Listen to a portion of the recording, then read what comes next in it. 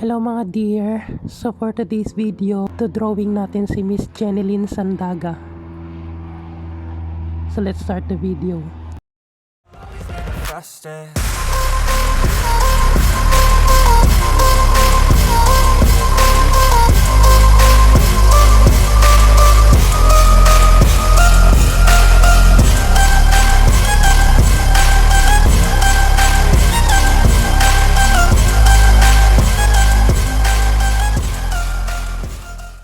So, ayan mga dear, drawing natin si Miss Jeneline Sandaga.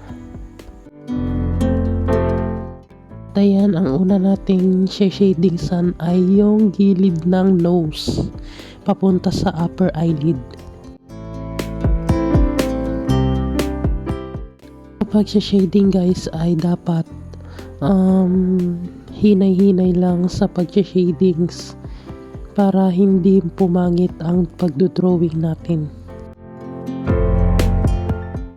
Ang number 1 tip guys ay huwag didiinan ng pencil pag tayo ay nag-shadings para hindi ma-indent yung paper pag nag-shadings tayo. Lalo na kung gumagamit tayo ng pencil. Like dito guys ay dahan-dahan ko lang siyang shinadingsan para hindi siya maging putyo-putyo, para smooth lang yung kakalabasan ng texture. I mean yung result ng pag-shadings natin.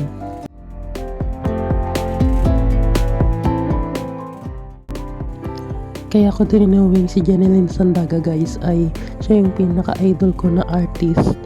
Nagagalingan ako sa kanya, very funny siya kung mag-explain. Tsaka yung feeling na ang galing-galing niya mag-drawing, mag-paint. So, sana ay mapansin tayo ni Jeneline Sandaga dito sa video natin. Sana makita niya tong video na to. At sana lang, dear, sana lang talaga matuwa siya. So, hanggang ngayon, mabalik tayo sa drawing natin. Hanggang ngayon, nasa eye pa rin tayo kasi talagang matagal yung process. Pero, tiis-tiis lang para gumanda yung result ng ating drawing.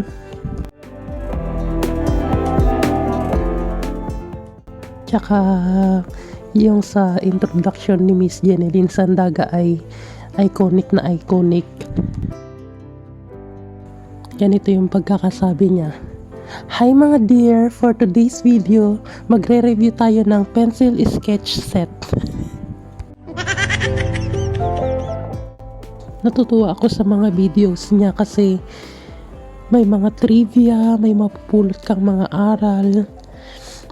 At the same time, yung mga tutorials niya talagang makatas. Matututo ka talaga kahit na konting panahon lang, 20 minutes, 10 minutes. May matutunan ka agad kasi magaling siya mag-discuss ng mga idodrawing niya.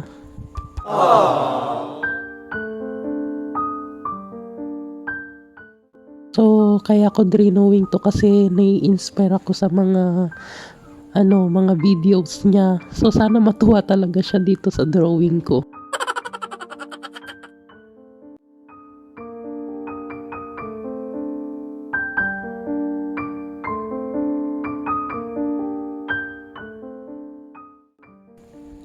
So, nandito na tayo sa sa taas ng talukap ng mata niya. Maglalagay lang tayo ng parang liquid eyeliner. Shadingsan natin ng dark para parang maging liquid eyeliner. And then mamaya lalagyan na natin siya ng eyelashes. Syempre gagandahan natin para matuwa si Miss Jeneline Sandaga.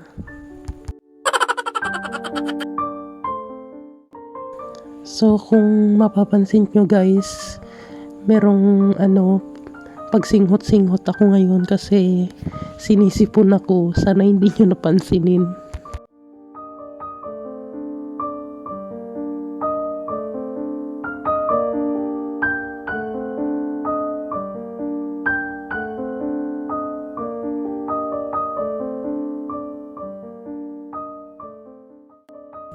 So, papunta na tayo sa iris, guys. Ang gagawin lang natin dito ay dadarken natin yung outline, and then maglalagay tayo ng shadings sa loob ng iris.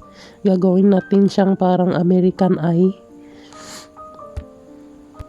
Para kunwari naka-contact lens si Miss Sheneline Sandaga.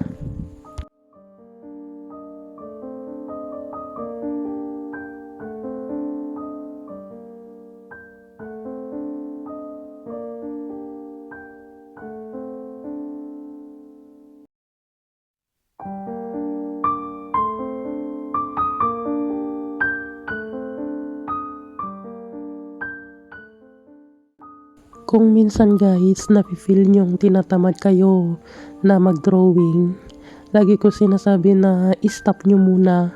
Gawa kayo ng ibang bagay, mag-exercise kayo, maglinis kayo ng bahay, o kaya magkumanta kayo, kahit na ano gawin nyo. Para hindi nyo maisip na matatama rin kayo, parang maghahanap kayo ng inspiration para mag-drawing. I mean, I'm not your secretary. Binibigyan ko lang kayo ng mga tips para hindi kayo maboard sa pagdodrawing.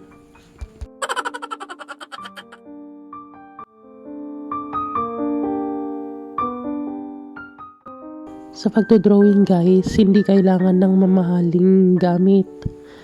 Kung nagpa-practice pa lang kayo, pwede kayong gumamit ng munggol na pencil, tsaka bond paper. Kung walang bond paper, pwede yung intermediate bond paper kung nagpa-practice pa lang kayo.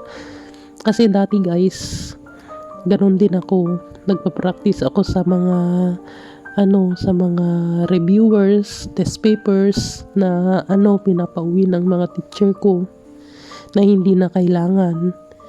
Yung mga handouts, or I mean the hard copy, sa likod noon nagdo-drawing ako doon dati nung mga hindi pa tayo naka-LL or nakaluwag-luwag.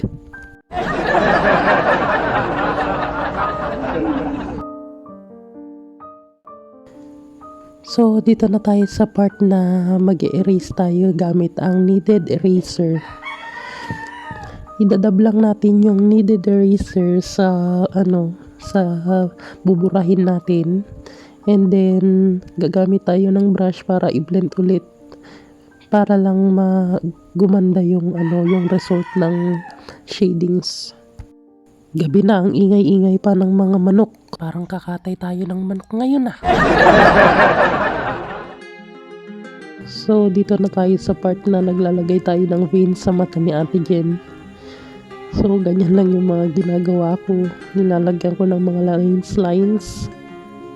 And then, i-blend lang para gumanda yung result.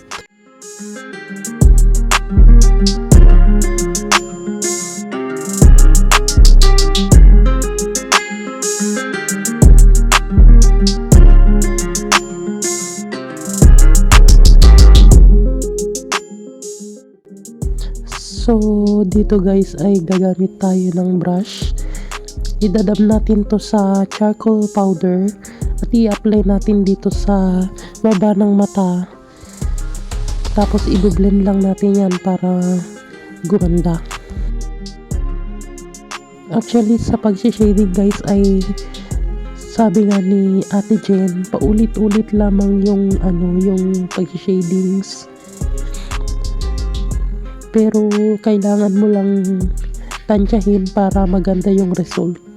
Pakunti-kunti lang, paunti-unti, hanggang sa makuha mo yung desire mong shadings ng inyong mga dinodrawing.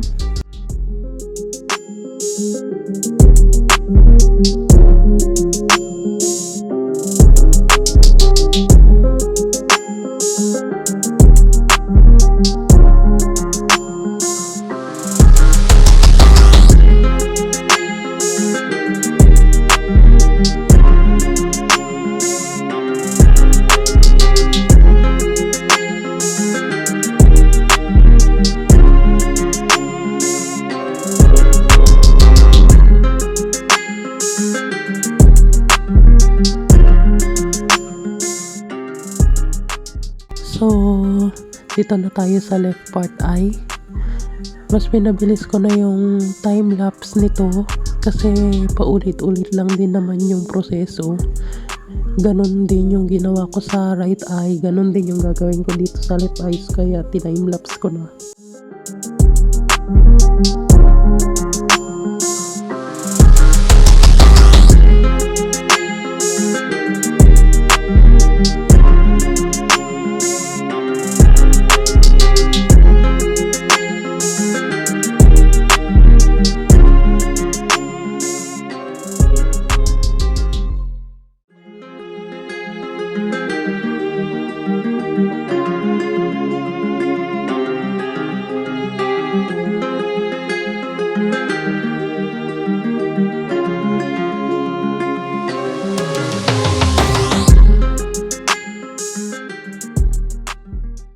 So ayun, nandito na tayo sa kilay. Kikilayan na natin siya para hindi siya mukhang momo. So sa pagdodrawing ng kilay guys, ang gagawin natin ay push lang natin yung pencil. Tapos i-release natin yung pressure para maging parang balahibo siya. And then uulit-ulitin lang natin yung procedure para makagawa tayo ng kilay na bulol, pako, rudas.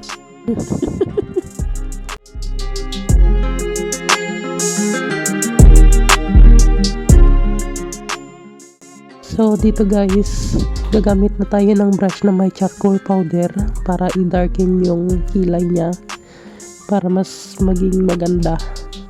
At kung napapansin nyo guys, nagpapatong ako ng papel sa kamay ko para hindi ma-smudge yung charcoal sa kamay ko at hindi mag-transfer sa iba't ibang bahagi ng ating dinodrawing kasi papangit yung texture or yung drawing natin, mai-smudge.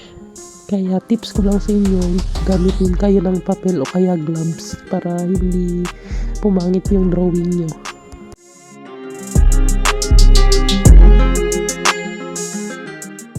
Kung nakakaluwag-luwag kayo, pwede kayong gumamit ng gloves. Ayun na nga, nandito na tayo sa eyelashes.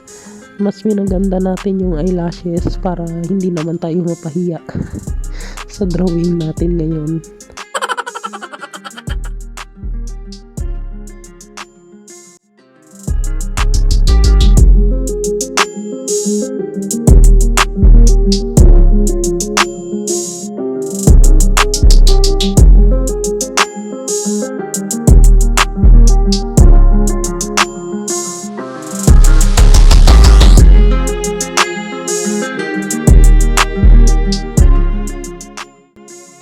So, dito na tayo sa part ng nose. Ang gagawin lang natin dito sa nose guys ay gagamit tayo ng brush at saka pencil para i-build up yung tonal value ng nose. Tapos, paunti-unti lang yung ilalagay nating charcoal para hindi naman ma-smudge at hindi pumangit yung drawing natin. Sabi nga nila, kailangan maghintay ng tamang panahon para gumanda yung drawing natin.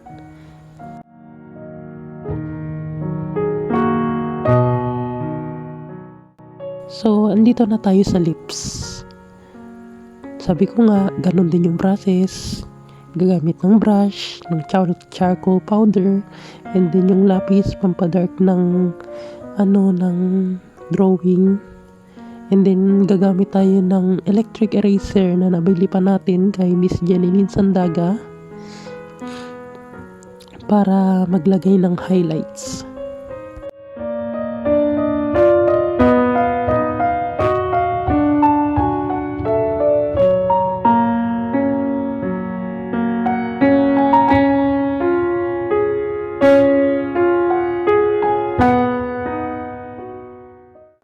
So, andito na tayo sa part ng cheeks. Ang gagawin lang natin guys ay maglo-load lang tayo ng charcoal powder sa brush and then i-brush natin sa papel na bakante and then i-apply natin sa drawing natin para hindi masyadong marumi ibabrush natin sa para ma-build up natin yung tonal value ng drawing natin. Siyempre gumamit tayo ng paintbrush kasi why not, diba? As in, dahan-dahan lang yung pagbabrush para smooth yung kakalabasan ng drawing natin.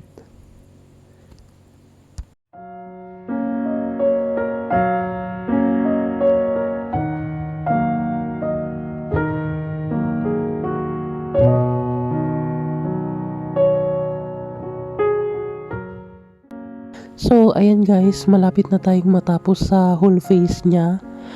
Sa chin na lang at saka sa forehead. Mamaya pupunta na tayo sa part ng hair.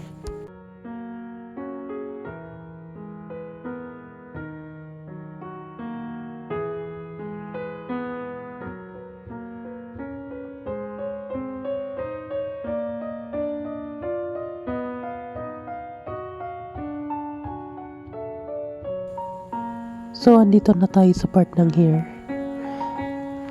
Ang pagdodrawing po sa hair ay section by section, hindi po isa-isa na gagayahin nyo yung hair ng dinodrawing nyo. Sabi nga ni Ate Jeneline Sandaga ay part by part ng hair. Parang groups of hair na idodrawing nyo, hindi isa-isa, para hindi kayo matagalan sa pagdodrawing. Kasi sabi nga ni Ate Jen, quote na to, pag iniisa-isa yung drawing matatagalan.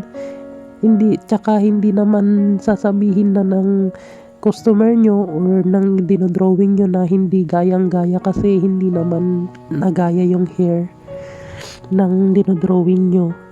Kaya okay lang kung by groups tayo mag-drawing ng hair.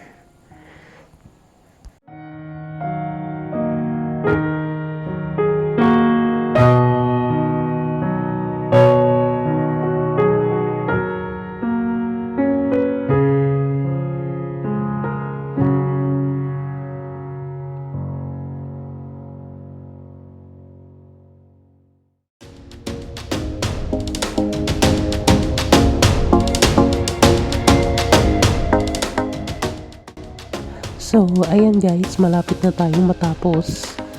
At sana matuwa si Ate Jen sa result ng drawing natin.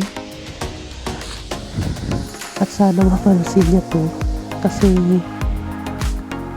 kumbaga sa isang humahanga sa idol niya, masaya na ako kung mapapansin niya tong drawing na to.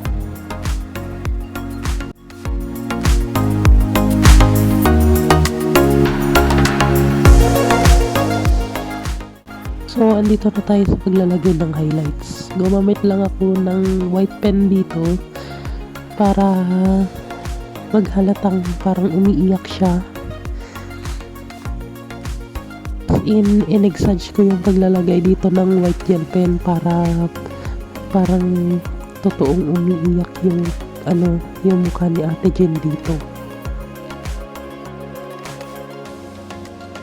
So that's it for our video. I hope that you like it. Bye for now, and I see you in the next one.